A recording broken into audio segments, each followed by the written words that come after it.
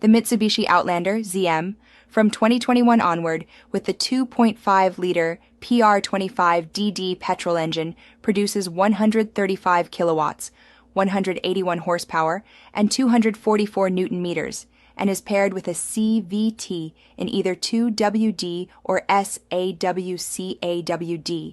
This naturally aspirated DOHC direct injection 4-cylinder uses a durable timing chain and requires servicing every 12 months or 15,000 kilometers. It holds about 5.1 liters of fully synthetic 0W20 oil.